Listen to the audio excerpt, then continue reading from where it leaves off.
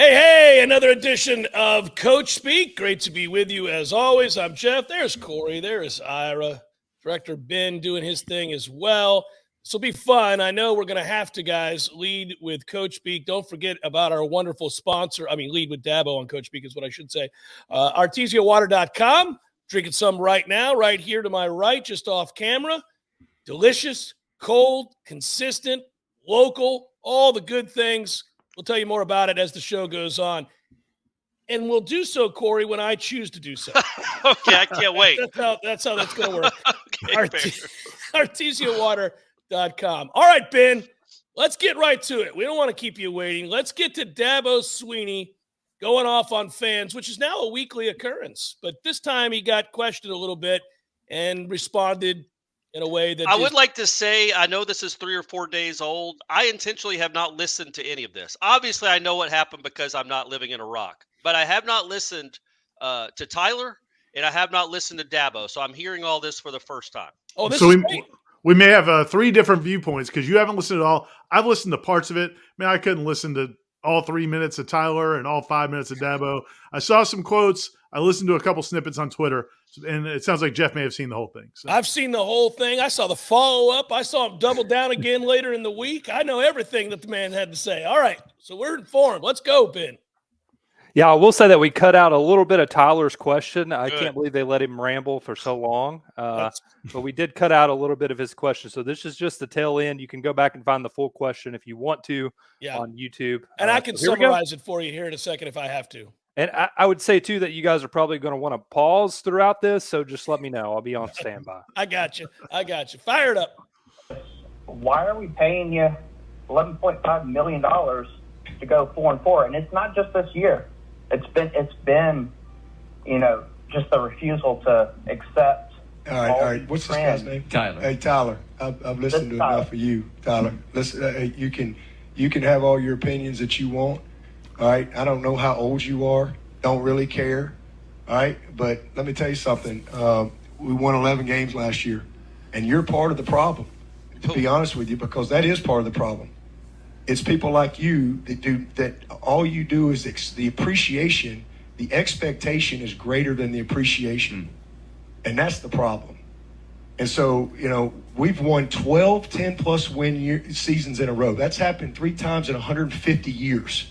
So if you want to know why, Clemson ain't sniffed a national championship for 35 years. We've won 2 in 7 years, and there's only 2 other teams that can say that: Georgia and Alabama. Okay. Well, wait, hold on. Is this a bad year? Hold on. Florida State won 10 games for 14 straight years. And certainly sniffed some national championships.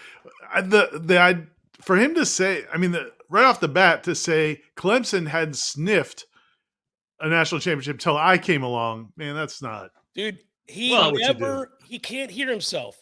Yeah. Like, it should be so obvious. You know how sometimes you're trying to make a point and it comes out wrong and you hear yourself? And you realize, like, oh, that's not going to play. I screwed that up. That's not what I meant to say. But you're self-aware, so you stop because you realize you're offending the person you're talking to, or that you're about to, or it's your wife, and you're like, that's going to come across. That's not what I meant. This dude has none of that. He can't do it. He just got done telling Tyler and every other Clemson fan in the first 30 seconds of his answer, "You're lucky to have me. I am Jesus up in here. If I didn't come along, you'd be wandering in the effing desert like the losers you were before you hired me." That's what he just said. Yes. Well, he's not wrong. Anyway, go ahead. Here is this and it's my responsibility. Take 100% responsibility for it. But all this bull crap you're thinking, all these narratives you read, listen, man, you can have your opinion all you want, and you can apply for the job, and good luck to you. All right. But to answer your question, all right, we're second in draft picks. We've graduated 98% of our guys. We're second in wins. All right, we if you want to know why, again, I'm telling you, we're not perfect. There's a lot of teams that, Frank Howard never had a bad year. Coach Ford never had a bad year. Coach K has never had a bad year in basketball. People have a bad year. But the part of the problem is the appreciation. I used to tell people all the time, they'd say, what's the difference in Clemson? I'm going to tell you. At some places, there's an expectation, but at Clemson, there's an appreciation. And what's happened at Clemson is we've won so much that even when it used to be the fun's in the winning, now even when you win, people like you complain and criticize the coaches and question everything. People like you, all right, when I hired Tony Elliott to be the offensive coordinator who never called a play in his life, I'm sure you were critical then. Can we pause real quick, Ben? Right, and he took us to 2. All right, 2 things. Number 1, good work, Ben. That picture of Dabo is, I mean, you are hammering the point home, buddy. Ben made sure that we felt the disgust from Dabo Swinney. That's what he's expressing what he feels about the fan base in that picture. The other thing is this whole thing with where he talks about the expectation and the appreciation. Yeah, man, it changes. That's how life is.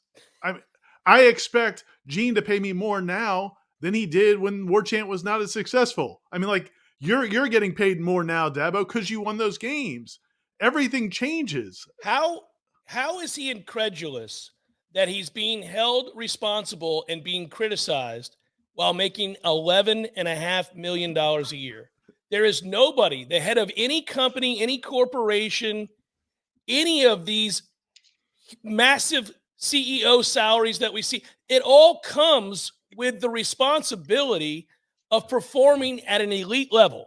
And the second you don't, and profits are down, and other people are asking questions as to why, you're the one they're going to go to because you're the highest paid employee in the state. What the hell are you talking about? That's how it works. But again, we talked about this on Headlines a little bit.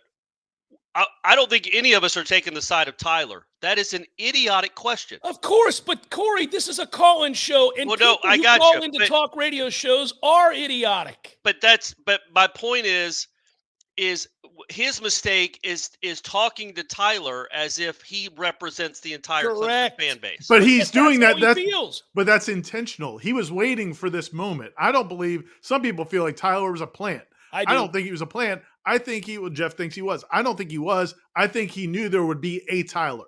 Somebody like Tyler was going to call, and he had all his facts lined up. He wanted, you can hear the disdain in his voice, man. Yeah. Like he wanted to get this off his chest. Well, but I mean, it also is human nature. You guys can say this comes with the territory, and it does. But at the same time, he did make them relevant. He did win all those titles. And then he has some punk telling him, why is he making so much money to go 4-4? And he wants to be like, yeah, man, we won 11 games last year. I'm not allowed to have a bad year. Like Krzyzewski wouldn't handle it well either. Krzyzewski used to criticize Duke reporters. Yeah, but Corey, like the student reporters. This is like getting into an argument with people in the comments section of a news article. I got it. It's below his pay grade. He doesn't need to. You don't punch down. Yeah. You don't argue with morons on the internet. And don't stereotype. Don't generalize your fan base who still shows up when you're 4-4. I can promise you, Death Valley will be packed on Saturday for your 4-4 football team that hasn't been good on offense since Trevor Lawrence left.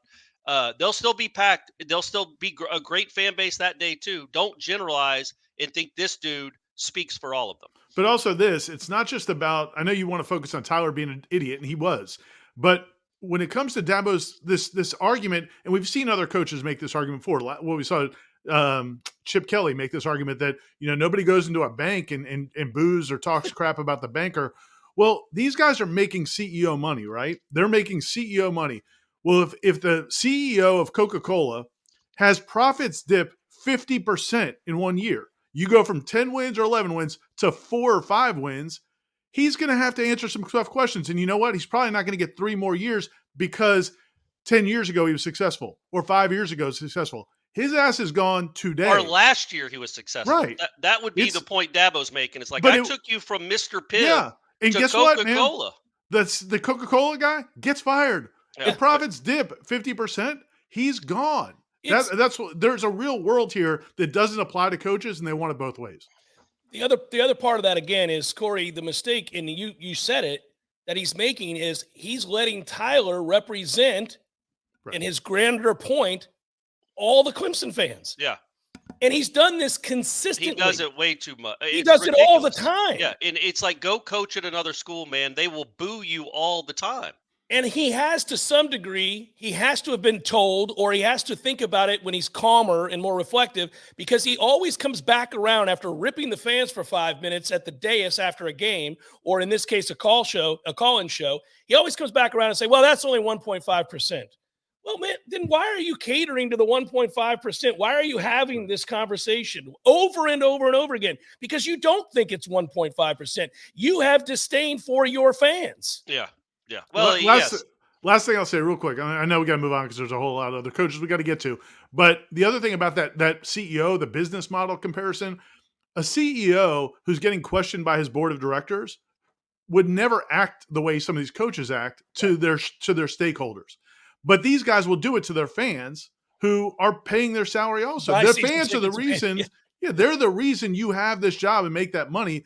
And you're going to crap on them. But if he was a CEO of Coca-Cola, there's no way he would treat his shareholders like that. So anyway. Yeah, go ahead, Ben. National championships. People like you who just love to destroy people with your comments, all right? I'm sure you've never made any bad decisions. I'm sure you've lived a perfect life. I'm sure you've led a bunch of people. I'm sure you do your job in front. So to answer your question, I started as the lowest paid coach in this freaking business. All right. And I'm where I am because I've worked my ass off every single day. And I ain't going to let some smart ass kid get on this phone and create this stuff. So if you got a problem with that, I don't care. All right. I work for the board of trustees, the president, and the AD. And if they're tired of me leading this program, all they got to do is let me know. I'll go somewhere else where there is an appreciation. All right? It's not just winning, it's how you win. And we are this is a tough year, but we've had 12 10-plus win seasons in a row. 12. We lost to Tennessee last year. They won 11 games for the first time in like 20 years. We've had 11 win seasons in whatever, 11 years or whatever.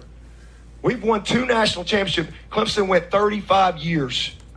All right, probably since before you were born, your whole freaking life. And we've won 2 in 7 years. And we earned it. And we beat the best of the best to do it. The best of the best. The best of the best. 12, 10-plus win seasons. So if you want to know why, that's why. Am I perfect? Nope. I'm far from it. I am a man of faith.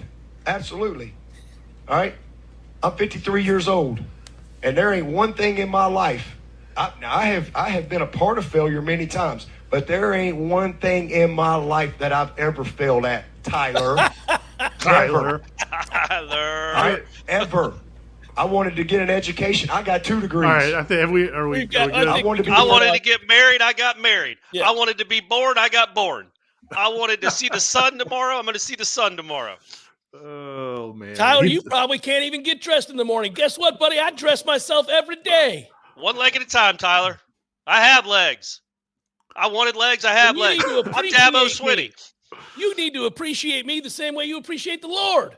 Yeah, well, yeah, man. Look, Dabo, it is funny just that Dabo has it's turned into this because that is a perfect marriage or has been. Dabo and Clemson, to me, has always been a perfect marriage, and he's been great there.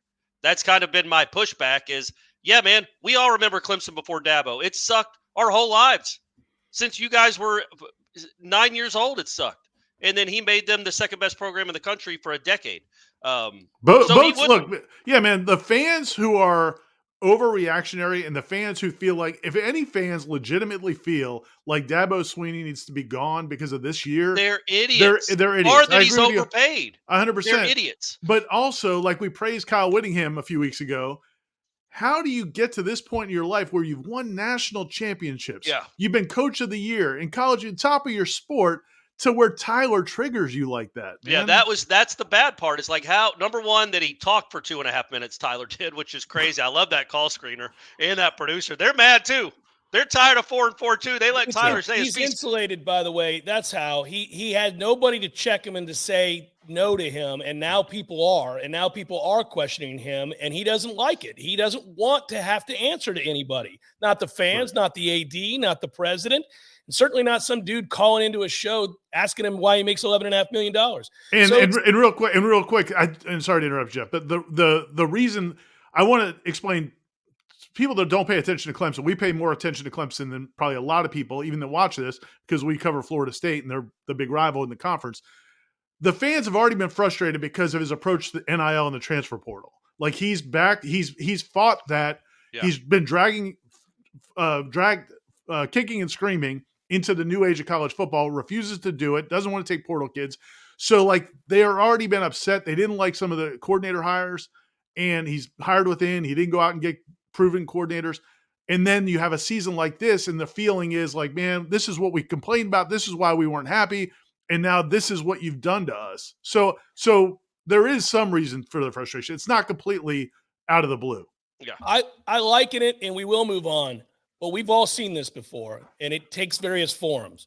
But what happens when somebody is that entitled and they believe they're above reproach and they have built a giant, they feel as if they're entitled to tear it down as well, or that they should be given a lot of leeway when things start to go south. And so you're going to have a natural opposition because fans are the ones that are watching carefully see telltale signs that there are problems on the horizon. Like the coach screaming at Tyler for 5 minutes? That's a pretty good sign. Yeah. And so when you see that kind of dysfunction, it concerns you because you know that there's more stuff behind the scenes that you don't realize that are leading to this. And so he's going to continue to be asked, but he doesn't think you have the right to ask him. So this is going to keep going on. By the way, take Clemson in the points this weekend. I'm calling it.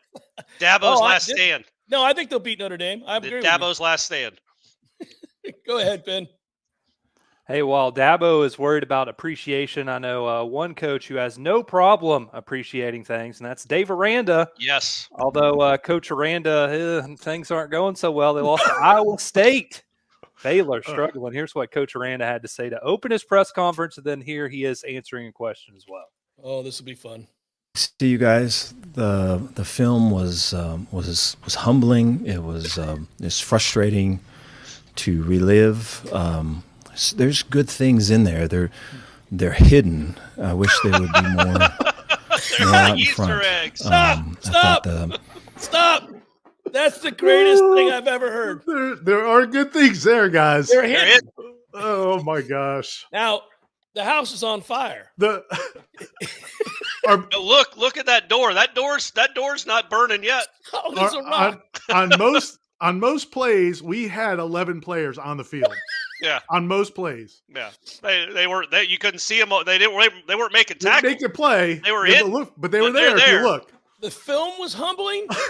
The film was humbling, and there are good things there, but they're hidden. That's unbelievable. Dave, you've been losing all year. This particular film was humbling. Well, I think the problem is Iowa State is not a formidable. They are not having a great season. Go ahead, keep it rolling. The improvements are hard to see, but as coaches, we can see them, and we've got to build off those little improvements. Dave, is there enough there to? I think you mentioned something in the postgame about hey guys, this play is here, and you mentioned early on that it might be one guy. Mm-hmm. Is there enough there to say, hey, look, if we do this one thing, or if we do this right, we can be a lot better. We can make plays, that kind of thing. Yes, I appreciate that. That was the message to the staff this morning with our meeting a little bit earlier, was that for sure, right, the negatives and the noise and to recognize that and all of it, for sure, that's there. But when you look at the tape, it's we're so close on so many things. I think I told him I had a philosophy professor that told me that for every fact there's at least double the nuance. And he told that to his team early in the season. There would be his staff. Let's just say facts that we would get wrong. We're in the nuance part now. Yeah. Oh boy, that's the sign they have when they go out on the field. They just slap nuance. Be the nuance. Be the nuance. Hey, so this is going to be so sad. I love Dave. They're going to fire this man. Of course, I want to go hug him. And we're going to miss out on the Dave Aranda weekly press conference that we've utilized to great effect on Coach Speak since the dawn of this show. It's the backbone. It's the backbone of our show. Ben, you're going to have to rerun Aranda Yeah, interviews from last year when we're doing this next year. Yeah, we're definitely going to have to pull out some best of Aranda in the future. I think it's part of our contract with Artezia Water. Like, if Aranda's not part of the show, we may lose the sponsorship. That's right. That's right. I mean, most people tune in. Now, this week they may have tuned in for Dabo. Yeah. But most people are like, oh, Coach Speak is up? Get to Dave Aranda. Yeah, where's Aranda? Where is Dave? Well, go ahead. He's a national treasure, and I'm going to be sad when he's gone. So that comment, Corey, was to the staff. So he's telling his staff in a staff meeting, he's like, guys, look, I know it's bleak out there. I know you're hearing the noise. When you put on the film, you don't see a lot. You don't, and it's like, dude, if you're having to say that to your staff, that's not good. Or if you're quoting your philosophy professor. Yes, but if anybody was going to quote, if anybody was going to quote a philosopher, it's weird that Dabo didn't during his tirade to Tyler. Why wasn't he quote? He's got 2 degrees. Why didn't he quote one of his philosophy professors? I would wonder why it is that all coaches in the midst of a bad season refer to the documentation of said bad season as noise. Why do they all do that? Yeah. Like, how about that's a fact too, Dave? You guys suck, and you suck every week. There's some nuance there too. There's a little nuance. How bad do you suck? That's where the nuance comes in. ArtesiaWater.com. Ira, take it away, baby. Jeff, Corey, and I all have Artezia Water in our houses now. It's amazing. It's the cool thing about it is it's from a natural spring. It's an Artezia water source in North Florida, so you're getting it from a local supply of water that's fresh water. Doesn't taste like chemicals. Doesn't taste like it's been purified a million times. It is fresh, delicious, pure natural water, and they'll deliver it to your house, your business. If you live basically, or if you're located anywhere from east to Perry and Madison, that area, in North Florida, west to South Alabama, up into South Georgia.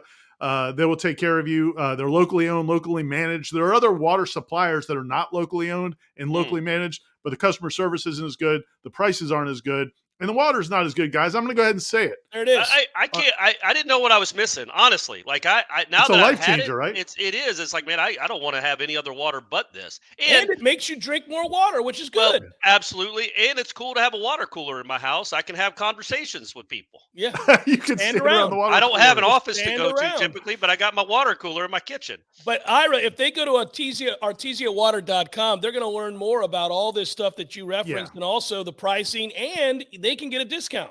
Yeah, good point, Jeff. That was very professional of you. Well done. Artezia Water, and Corey's been questioning you for weeks, and I've been he by brought his side. I'm glad I did, because look what we good Lord. Look what we got. ArtesiaWater.com is a website, Artezia with a Z, and if you go there, there's a way to ask for more information. If you mention Coach Speak, they're going to give you your first month delivery free. So you get the cooler, you get the 5-gallon jugs of water, and again, it's to your business or your home. And they're great people, great customer service, and can't recommend them highly enough. ArtesiaWater.com, Artezia with a Z. Good job, Ben. Who's the next coach? Hey, great execution from you guys there. Speaking of execution, how about Jimbo Fisher, Texas A&M? They knock off Shane Beamer and his perfect play calls. Big for Texas A&M. Win number 5. Jimbo's close to reaching one of those goals, guys. Oh, boy. Addressed it during your opening statement, but how big was it for you guys to pick up the win with what's coming up heading to Oxford? Yeah, I mean, whoever next in your SEC, we're 1 game away. Next goal is get bowl eligible. That's what we got to do, and then keep rocking down the road. Got 4 games, and just to feel how to win again. You don't realize that. Just making that 1 or 2 plays, the inches you're talking about all the time, being able to do it, and it was good to do it here. Man, I like how he moves the goalpost. Now the goal every year is just to get to bowl eligible. Mm-hmm. Let's just that's the guys, first. You cross that one off the list. Yeah, that's what you're here for. Let's just get bowl eligible and keep rocking on down the road. So when they had that introductory press conference and they gave him that plaque, that had like was it just for make a bowl, any bowl, just to get us back to a bowl? Because Kevin Sumlin, who we just fired, took us to a bowl game every single season he was here. Yeah. So if you could just get us to a bowl game, Jimbo, we're good. That's all we want. And Sumlin actually ran an offense that was watchable, that would score a lot of points. Even without the 5-star super-duper players, he was able to score points. And Jimbo, we want you to know how serious we are about making this bowl, and that's why your salary is going to be close to $100 million. Yeah, that's right. That's right. I never heard of rocking down the road. That's a new one. I don't remember him saying that one. No, he made that up once he got there. We're going to rock down the road? He's been influenced by the local culture. Yeah. Yeah, I guess so. And he's licking his lips before he starts. Like he's got. I remember that look that Jimbo had when he's ready. He's almost feeling good about himself is when he starts licking the side of his mouth. Ask me about this big win. Yeah, with his tongue slightly out. We just beat a coach who makes perfect play calls. Now his players don't run what he calls. Right. That's his problem. That's the execution thing. Hopefully we get to hear from hey Ben, do we get to hear from Beamer today? We do actually, but I've got the perfect segue set up because Jimbo will play against Lane Kiffin. That was mentioned by the reporter, and Lane Kiffin had a little shot to send at Jimbo for his bowl comment. Imagine that. Third straight year in one of the two polls, programs hit top 10 or cracked inside the top 10. Just what does that speak to what you've been able to do, especially with setbacks during the season that y'all been able to overcome? Well, I think that's kind of neat. I guess 3 straight years to be in the top 10, but it doesn't matter to me except for what you finish. So it's good that it brings attention to the program and to be able to do that, especially as you're going against a program that normally you would think would be the team in the top 10 3 years in a row with their roster. Yeah. It says a lot about our players, our coaches, our fans, but what really matters is where do you finish at the end of the year. So that's our goal, to keep getting better, keep winning games. We try to, achieve our goals and not let others achieve their goals. I think I read where Jimbo said their goal is to be bowl eligible. So if we can get in the way of that would be good for us too. Get him, Lane! The great thing about Lane is I don't think any of us really like Lane Kiffin. I mean, as a coach, like you wouldn't want Lane Kiffin as your coach. No, he's a wrestling character. But that is so good. He's good. He's really. I mean, there aren't enough characters in the game anymore in college football. Like they used to be everywhere. He's got Spurrier in him. He's got a little bit of Spurrier in him. He's got a ton of Spurrier in him. Which is cool, too, is because there's no way in a normal week he would talk about keeping a team from achieving its goal, keeping the other team. That was a setup. Yeah, exactly right. That's not any coach's desire to ever talk about what the other team is trying to ever. Like try to get Miami to talk about knocking off Florida State from winning a national. They're not going to do it. It's all about them. But Lane brings it up just so he can make fun of Jimbo saying what he said. He's like, we want to achieve. Like, there's no reason to even go down that path. When he said it, I was like, you know what? I kind of like that line. I didn't even realize that's what he was setting up. He couldn't wait to deliver the ultimate line. That's what he was setting everybody up. Yeah, he's like, we want to achieve our goals, and we want to keep other teams from achieving their goals. And I read that Jimbo's dumbass is just trying to get bowl eligible in year 6. And also the not so subtle dig that Jimbo can't coach by pointing out how great his roster is. Yeah. You'd think they'd be in the top 10 of that roster. That roster's incredible. Have you? It's like that is back to the old Spurrier days. That's what he would say about Ray Goff is he goes, I don't know. After we play him, Ray Goff at Georgia will say, Florida's got better players than we do. But every year I look at the recruiting rankings, and Georgia's always at the top of the recruiting rankings. He did it when he was at South Carolina. He would always beat Clemson. And he'd be like, they just don't play well when they play us for some reason. I know. He was right. I just don't know why that happens. Hey, which is your favorite lane? Is it the clean lane? Look, we just got the clean lane. I mean, that was nice. That's the best lane ever looked. Yeah. Or the lane where he looks like he just crawled out of the bottle. That's my favorite lane. And his hair's because that's a better representation of who Lane Kiffin is. Right. Yeah. Drunk on a Wednesday night at a co-ed's house. Yeah. But racing to the press conference. Maybe. Perhaps, allegedly. Yeah. But he was looking clean today. He was ready he had some lines and he wanted to deliver them. Good for him. He's doing what he's supposed to do. Who we got, Ben? Who we got? Hey, you guys mentioned Shane Beamer. He was asked, he said something about fools with opinions, and a reporter asked if he meant the media or fans. And Shane found a great way to clarify here. Okay, here we go. And, Gene, if I had any problem with you guys, I would reach out to you guys and let you know I'm not calling you a fool. I'm not calling anybody in this room a fool. I think there's some voices on social media that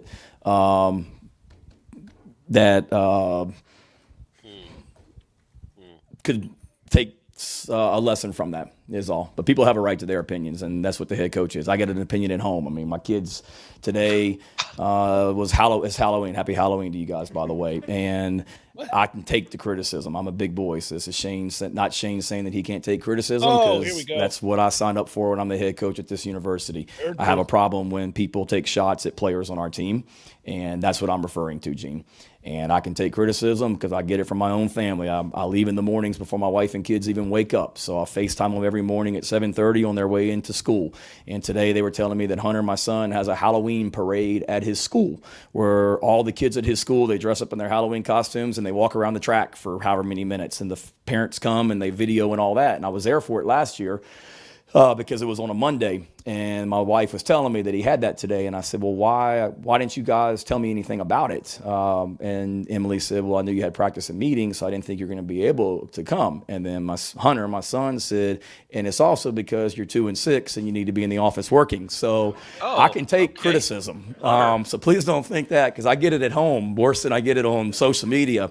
And I don't get on social media as well, but when someone points out to me that something that had happened earlier, then I'm certainly going to, defend our guys as well. But I don't jump on the bus after a game, Gene, and click on notifications on X or whatever it's called right now, or to see what people are saying, because it's not good, which people have a right to. And certainly the product on the field has not been good enough this season, and I'm ultimately responsible for that. I understand that. No, he's in a long line of coaches who just make stuff up. First you of all, don't think his little kid was like, his kid didn't say anything like that. His kid could be 13. His kid could be 12. He might not be 6. If he's 12 years old, he's not walking around an effing track in a Halloween costume. I want you to. Yeah, you're right. It's elementary school. It didn't happen. Why don't you figure out a way to run a zone blitz properly, coach? Yeah, or get your players to learn these plays you're teaching them. I also want to send a message to other coaches beyond just don't make up things that didn't happen so you can make a larger point. A, you look like a fool. Secondly, stop pretending like you don't know what Twitter or X is. Don't do you, God dog, know he's like X or whatever it's called. Look, it's called X. Don't do that. Is there any chance he was Tyler calling the Dabo show? Just to take the heat off him? Yeah. Is there any chance? If it is, I like him. He absolutely could have told somebody to do it. It's certainly not him, but he could have told somebody, man, call Dabo's show and give him some grief. I'm tired of this. If Shane pretended to be I'm Tyler from Columbia. I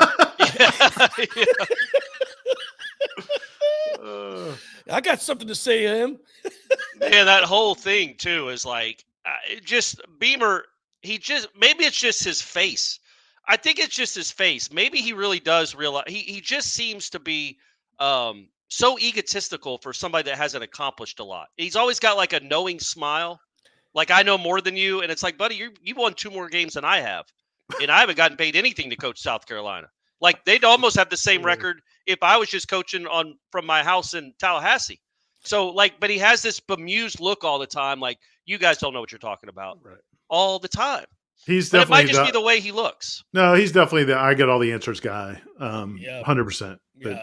Well, he said he calls perfect plays. So, I mean, we already know what he thinks about himself, but also now he's just outright making up stories. That hey Ben, can we do one? We only get to see Shane after a loss. If he wins another game this year, I want to see what he looks like after a win, because we see him blaming the refs for eating hot dogs instead of. That's why the onside kick perfect onside kick didn't work. Perfect call at the time. Perfect call. They somehow give up 45 points to Florida.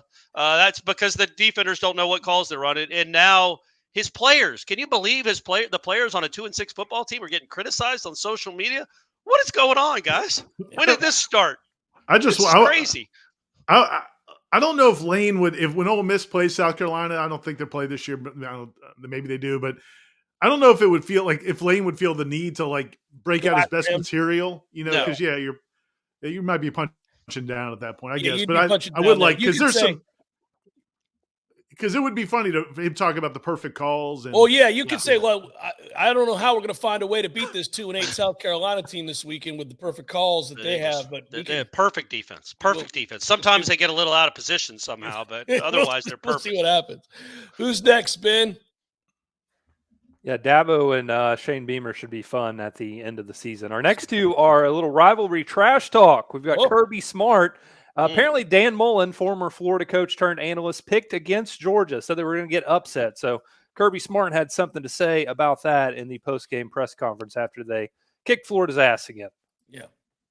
Hear it. I mean, I literally don't, so I don't address it. I think they may hear it because they're on their phones 24/7, and it bothers me that they may hear that, or they may feel anxiety, they may feel pressure from this, win thing. At the end of the day, the quickest way to lose it is think about that. So when you think about attacking somebody and coming after them every play, and with a mindset of Friday the 13th, they can't kill Jason. He keeps coming back, man. Like you got to keep going that way and think that way aggressively, so you're not paranoid about that. And I don't see it or hear it, but I know it's out there. Somebody texted me before the game. It's like all these people predicting that we're not gonna, we're not gonna win today, and I'm just like, golly, where's that coming from? Supposed to be my friend. He didn't like to recruit though, so that's all that gets him. Well played. Well Do you think Friday the 13th was the last movie Kirby saw? Like he doesn't know who Taylor Swift is. He doesn't know who Miley Cyrus is. He's not really abreast on pop culture. But he knows Jason from Friday the 13th. I know it's out there on the X. Yeah, or Twitter, whatever. It's all these social media. What's it? Snapbot? What do they call this thing? Yeah. I do like anytime you can go to your football team and ask them to kind of personify a serial killer. Mm-hmm. I think that's the way you want to go. I would tell him to be Michael Myers. I wouldn't call Jason a serial killer, right? Isn't he more just a mass murderer? Yeah, he's a supernatural mass murderer with murderous intentions, though. Right. Yeah, but I just feel like a serial killer, you're kind of killing the same type of person all the he's non-discriminate. Right. If you roll into that lake, anywhere near that lake, you're going to die probably. Well, he learned from his mom. He went on beyond the lake eventually. He went to the moon or something, right? Or he went to space. Well, we got to make sequels. But I do. Manhattan, I don't know. Too. Yeah, he took Manhattan. That's right. I don't know. I feel like kind of that's like a stray for Dan Mullen, though. Like, why are we? I mean, he picked him. Did he talk crap about him? He didn't go all Lee Corso on him. No. He didn't just trash their program or their existence. He just picked against them. So not only does Kirby have to take a shot at him for not picking him, but then he has to take a shot at him for not wanting to recruit. Yeah. Well, he doubled down. Yeah, he took offense, but it's also, what the hell are we doing, Dan? There was no indicators that Florida was going to beat Georgia. What the hell are you doing? Maybe he just picks Florida every week. He feels like he needs to, he just has to. Yeah, that was a bizarre pick. I get that you might have thought it could be close because Georgia was without Brock Bowers and Florida had beaten South Carolina. That big win over South Carolina. Florida barely beat South Carolina. They were rolling. They were the feeling indicator good. for me to bet Georgia. They being down 10 with 4 minutes to go. There's a theory out there that Urban Meyer, the whole Swamp Kings documentary, that whole thing was Urban Meyer's attempt to win back the Florida fan base so that he could come back as a head coach. So maybe Dan's trying to make it up with the Florida so he could go back and be the OC again. That's where I'm. Okay. That's where I'm going. That's where I'm going. Yeah. Kirby seems really worried about all of it. You know what I mean? Kirby's like, whatever, man. Get the whole band. Like Spurrier coach too. Like bring all y'all back together. Yeah, I've got better players, guys. And I like to recruit. Yeah, unlike you guys. I love to recruit better players on the regular. Ben, give me next. Hey, we've got another coach who doesn't know anything about Twitter or X or whatever it is. So at least that's what he says. It's Mike Gundy. Oh, he was asked about Bedlam, and it could potentially be the last year that Oklahoma and Oklahoma State play. So he felt the need to kind of reflect and go back to his playing days at Bedlam. Player versus where you are now as a coach, was it hard for you to not get caught up in the rivalry? It didn't bother me because we didn't have phones and social media, but it was a rivalry then. Bosworth spit in my face. Can we pause it for a second, Ben? Does he understand what that contraption is in front of him that's connected to the podium in any way, shape, or form? We don't watch a lot of Gundy press conference. I guess we should now because they're good again. But, man, every time we see him, his mouth is nowhere near the microphone, and he walks off stage to talk to people. He wants you to get a good look at the wig. Well, And true. And he wants to walk back and forth because he's very, Well, why don't they put like he could wear like a Garth Brooks. He could wear what I'm wearing. Like wear like a Garth Brooks microphone that's just connected to him. Or just a lav mic. I mean, we can. This is 2023 here. Yeah, Oklahoma State sports He's information. telling you the Bosworth spit in his face though. This you interrupted him. When sorry, my fault. But I wanted to point out that he never talks into a microphone. All right, go ahead. Social media, but it was a rivalry then. Like Bosworth spit in my face. I spit in his face. I mean, it was actually a rivalry, right? Like the good old days. The summer of my before my sophomore year, I would go to parties in Oklahoma City, and they would say, well, Bosworth and Migliozzo and some of those guys were here, and so I had to make a decision whether were we going to have confrontation there and who was with me, because I mean I'm not going to. Those guys, I can kick them in the shin and run like hell, but I mean, I'm not dumb. So we had to make those decisions because, I mean, what kind of a frame of mind was Brian going to be in on that point? I don't know. That's a good point. Had he taken a vitamin C and had a few drinks, well, he might not be a guy you want to talk to at that point. He'd get real red and cross his face. So it was a rivalry then. Now it's not as much anymore, unfortunately, because of the way it is. But it's a very important game. I don't want to push past that. That's awesome. That's a great. It was fantastic. He gets the steroid reference in. Yeah. He gets the drunk reference, and also he admits he has no chance in a fight against him. You win. Kick him in the shin and run is the best. I also I've never heard a coach, when asked about the historic nature of a rivalry and why it matters so much to a state, to bring up a college party where he was scared the roided out linebacker was going to kick his ass as a reason to keep the rivalry. That's back when it was a great rivalry. Yeah. It's not like that anymore, unfortunately. We used to attend parties together, and those roided out Oklahoma players might be in a foul mood if they saw you. Some of them might bring an AK. Yeah. You never knew with what Barry Switzer was doing back then. Yeah. It turns out spitting on him on the field probably wasn't my best intention when I see him at a bar. When I see him at a party. Yeah. It's weird they'd be at the same, and they're in Oklahoma City, so they split the difference. They have parties in Oklahoma City. I like that he admits he spit in his face too. What are we doing? Everybody's out here just spitting on each other. Stop it. It's back when football was football and men were men, and rivalries mattered. I think the other thing is he feels it's almost like he feels. I think he's seen Brian Bosworth in his later years. Like at this point, he feels like he could take him. Oh, so he's going to admit. Yeah, so he's at the point now where he can say, yeah, he was roided up and maybe taking some supplements or also maybe some mood altering drugs as well. Yeah, it's all in there. It was well done though. Good job. Yeah, By the way, real quick, I think we need to kind of.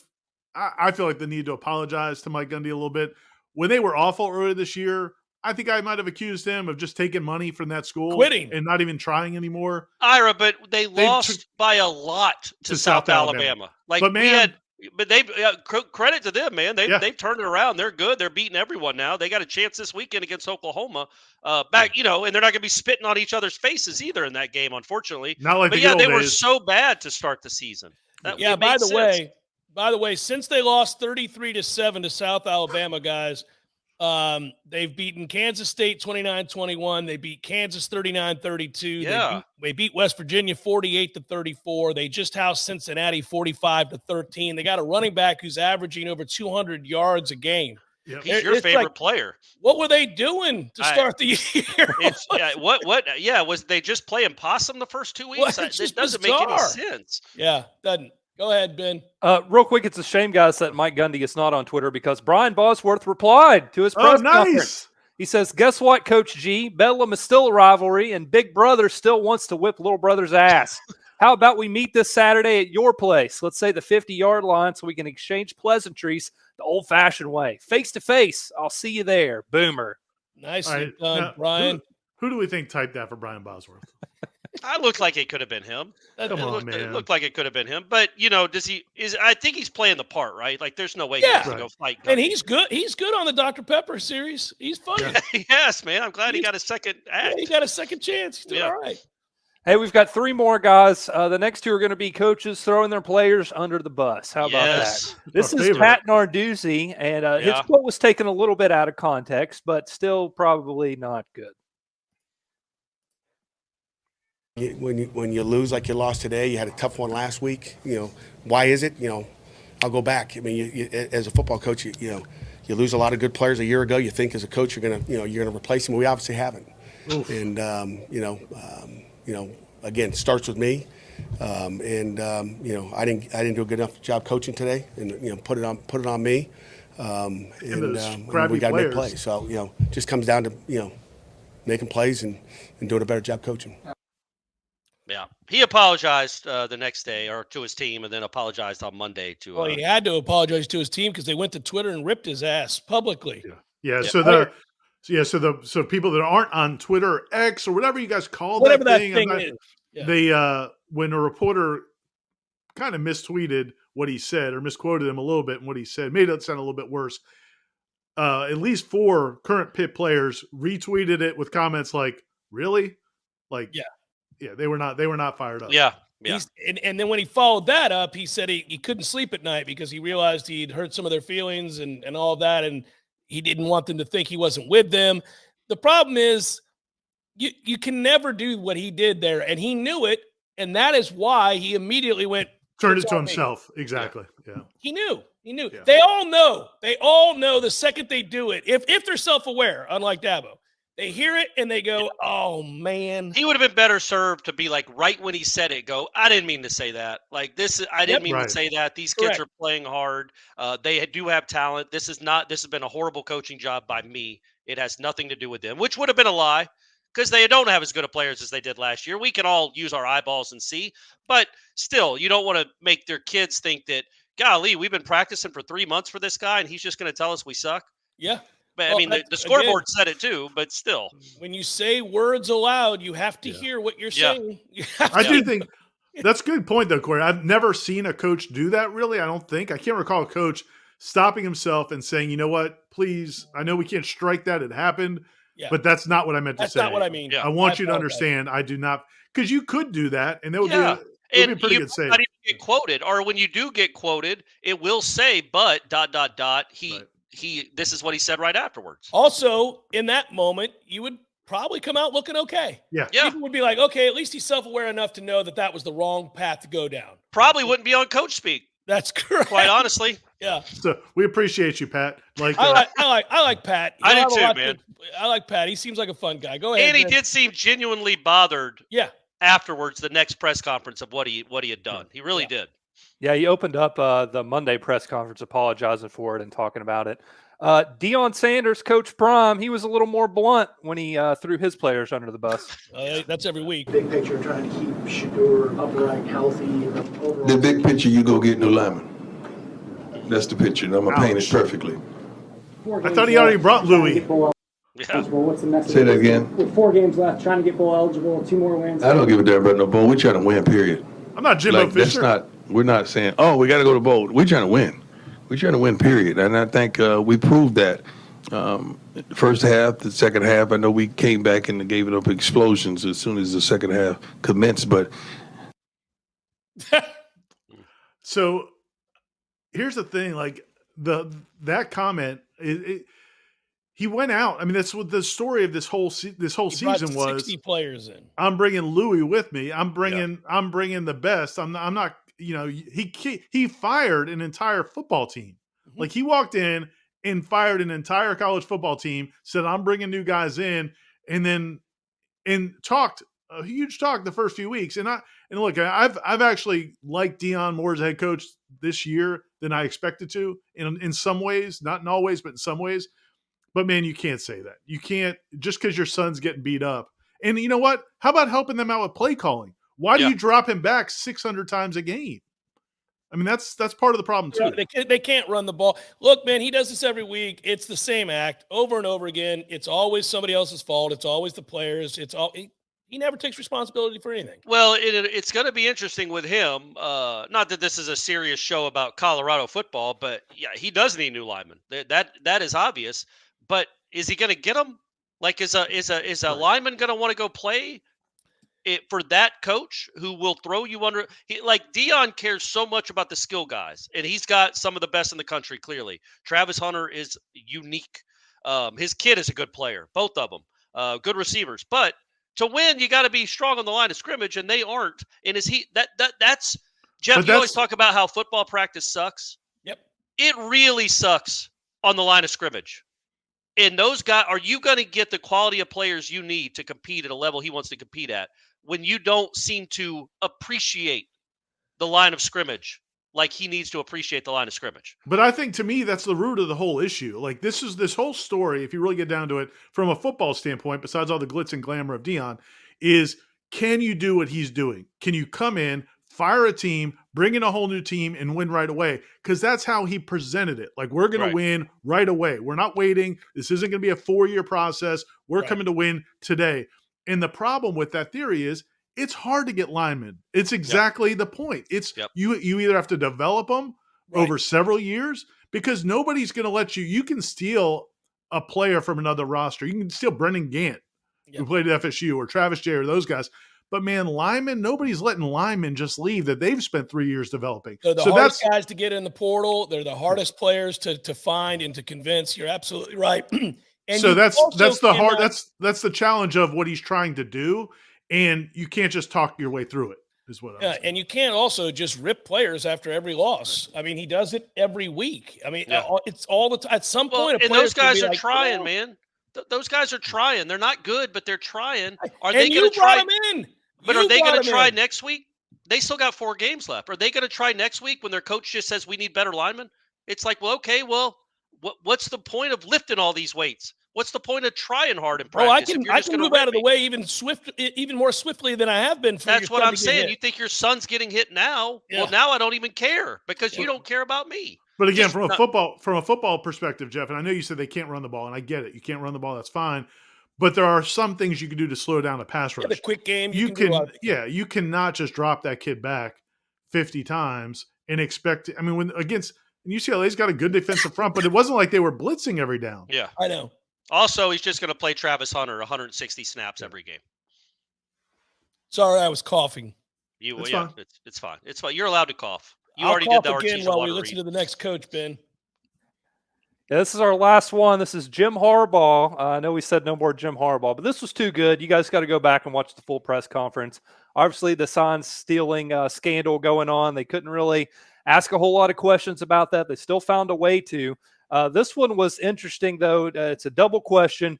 They ask Harbaugh what he thinks about night games and also how he keeps a one-track mind, and he did not keep a one-track mind when answering this question.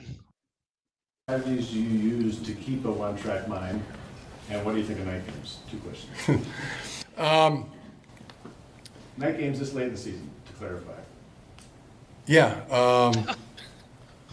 I just channeled my inner William Wallace. And that's Braveheart. That's the visual I think of. Now you're Jason Voorhees. Yeah. Night games, the team's prepared to play 12 o'clock kickoffs, 3:30, 7:30, 9, whatever it is. 10, 5. It's a team that's 1, 6:15 understands and prepares, and whatever the situation. It's not always going to be 72 and 0 humidity either. I mean, there's going to be, could be cold, could be wet, could be 80, could be hot, 70, dry, 93, 61. They don't have to have everything set perfect. Sometimes it's 54. Yeah, sometimes it's 11. Or like field corn. Field corn? As opposed to being a house plant. J.J. McCarthy said last week. Nothing against house plants. They have their function. They can be beautiful in the home. Oh, Jesus. They can bring great beauty and value to a home. But oxygen. But the field corn just drop what? Is he saying field corn? Burrow down and field corn. Come up corn with you plant in the field. Corn, it's not there in the field, Corey. It can take rise up in a stalk-like fashion and just start producing.